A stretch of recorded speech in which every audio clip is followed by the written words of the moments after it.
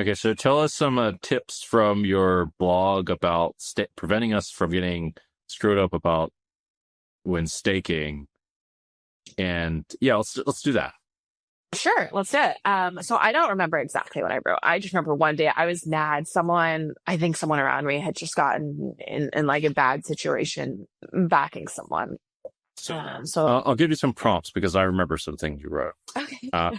You wrote that it's hard to make money from staking. Actually, that I believe the title of the article was something like "Don't Stake People." Yeah, why you shouldn't stake anyone ever. Yeah, but you did pick 3 types of players that you can stake. One surprised me a little bit, and also gave some points of like what like a good stake might have. You mentioned that. Do you remember that? Do you remember the types of I do players? remember that. I don't remember it exactly for the types of players, but if I had to think about the types of players I would want to stake, there's 2 that really come to mind. One is like someone who's a proven winner, but because of whatever life leaks they have, whether it's like, sports betting or gambling the pits or whatever it is, you know, could use like a backing deal. And because they've already proven to be winning the last 5-10 years, I would be much more comfortable in that situation. Also, if they haven't lied or misreported results to like their other backers, or it hasn't come out yet, they're also less likely to do it to me. And then the other type of player, which this one I'm still honestly hesitant on, are newer players, because still just whenever you kind of play like your new high stake or whatever, people almost always play worse. I guess it's also sometimes hard to know if someone is still going to be motivated after like a large downswing and whatnot. Um, so yeah, to kind of lead into like one of my recommendations when it comes to backing people, I would just generally say, like, as much as you can, avoid like having 100% of the action on stake. I think just having the person have like 5 to 10% of themselves is really worthwhile. And I think this works better at higher stakes. I think at higher stakes, a profit buffer is pretty important, especially if the consistency of the game can be called into question. So if someone's just like grinding, like 5-10 that runs every single day in a casino, I don't think a profit buffer is as important, because it's not like that game's suddenly just going to disappear. Right. And if it does, you can just go somewhere else and keep playing it. But if you're playing like 200, 400 or something, maybe have like some kind of profit buffer in place. And the way that would work is someone has to win a set amount of money, let's call it 100K in this situation, before they see $1 of profit. And then if they if they're up 200K, they can profit chop on the 100K past the 100K profit buffer, but they can't profit chop on the entire thing. And the way this benefits backers is such that if the game suddenly ends, there's a good chance that your horse is now like in the profit buffer, where you can just profit chop the remaining, dissolve the backing deal. No one's in makeup. Everyone feels good about this. Whereas like without a profit buffer, assuming you're profit chopping every time your horse is in profit, then you're either at 0 or you're in makeup. Which is just, undesirable if a game can suddenly end at any time. Yeah, I would add to that. Basically, you want to make sure that you have players that are going to put in lots of volume, and the only way to do that is to see their history to know that they'll put in, or see some really strong indication that they're going to actually put in lots of volume and not be distracted by something else or whatever it is. Because if they don't put lots of volume, it's like it's almost like kind of stupid in general to stake someone. And yeah, I mean, what you said about the consistency of the game is super important too. Because if the game just dies, there's nothing to stake them in. Yeah, I like what you said about volume. I mean, we could just take the extreme, right, of where if someone's playing a game literally once, and you profit chop if they win, then you're more or less like getting free rolled. Or not really, but like, you get half of their winnings if they win. And if they lose and never play again, you're just on the hook for 100% of their losses. So yeah, that's a good point that I didn't think of. I think another thing that you also added that I would add is something about the stakers should get more of the share on smaller samples. Yeah. I think that's actually really important. I think it's fine for backers to get more than 50-50 if a deal calls for it. Um, especially on smaller samples, kind of as you said, because otherwise, there's very rarely a game that is good enough to justify getting half of the win rate but all of the loss rate. That's almost never the case. So then the only way to balance it out is to take a larger percentage of profit. I actually saw Alan Keating do something pretty cool where, I think at this point in time, like, Poker Bunny was on all of the streams, Paulina, and he was just like, if she can get here to the table in the next 10 minutes, like tell her I'll give her like a 20K buy-in. And she can have 25% of the upside. So that was kind of cool. If she loses, he takes, he's just lost 20K. And if she wins, he gets 75% of her winnings. Do I think that was a great spot for him? Maybe, maybe not. It definitely, in that specific game, was probably not too far off from losing. Like, Really? she played brilliantly. And it's not her fault that after like running up her stack to like 50K or whatever, after like 6 or 7 hours, he gets it in ace king versus ace 10 and just loses 2 runouts.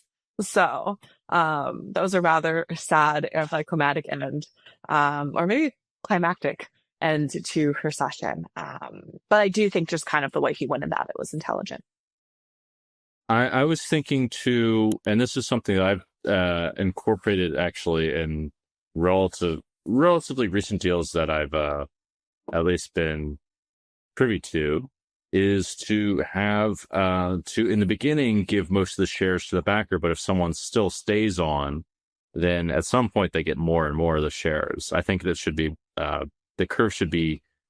curve of like what should happen in the beginning should be a bit steeper in favor of the backer, and then like as time goes on, like gradually like give the person who plays, if they're super consistent, they play like loads and loads of volume, like more and gradually more and more share of the profits, but like on like the additional profits, if that makes sense. So like for the first 100 200K, the first backer might get like 40% or whatever, or 30%, or excuse me, the backer would get Of course. 60%, 70%. Yeah.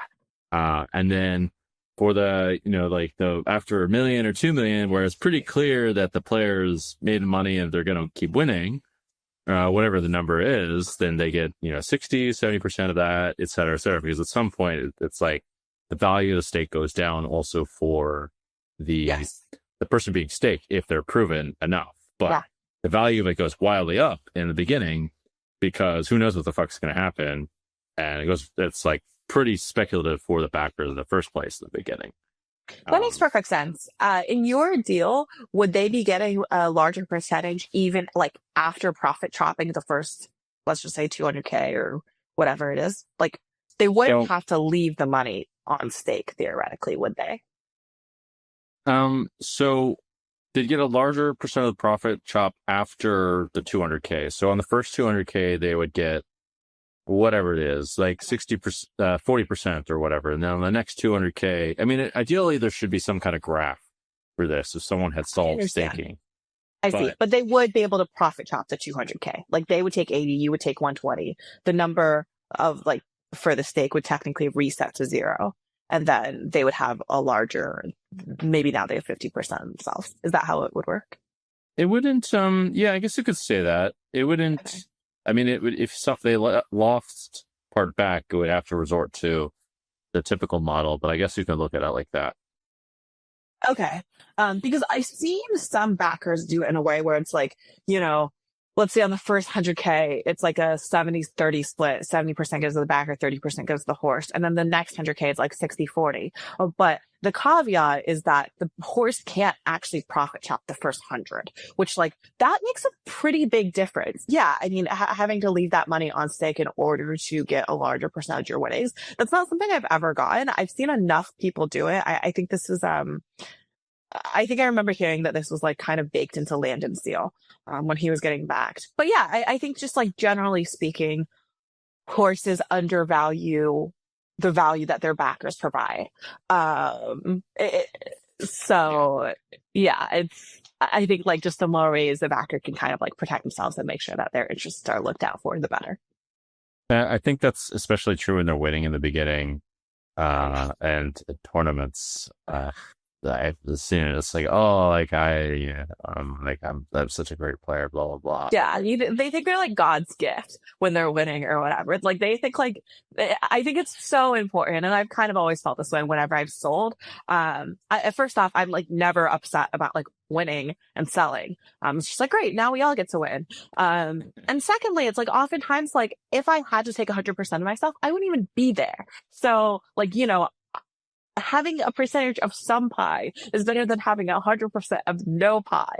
And I think it's really important that like horses get that. Like, Well, would you be playing these stakes or these games if you didn't have backing? I think it's a symptom of this theme of thought process that is ultimately quite toxic. I mean, I guess maybe everyone's guilty of it every now and then, but it's a very American thing of thinking, oh, it could have been better. Oh, I should have got more money. And like that, there's no end to that thought process. No. Yeah. Of like, oh, you can have, there's better out there. This, and that. Applies to all kinds of things. Oh, yeah. I mean, money, I think, in poker is like the most common one. You can always make more. You can always be playing higher. Like, when does it end at some point? If you happen to play some live poker, you got to know what the rake is. You got to know what realistic win rates are. You got to know this kind of stuff. Speaking of which, on the Jungleverse, we provide many resources to help many of you up-and-coming players in order to avoid many pitfalls that many people play, also to avoid getting cheating. We provide some details of what to look out for. We have a map of what the best online sites are to play at and why, and what kind of games you're looking for. If you want to try your luck and try to strike it rich, playing tournaments, why not? The math's a bit against you. We have the resources for that too.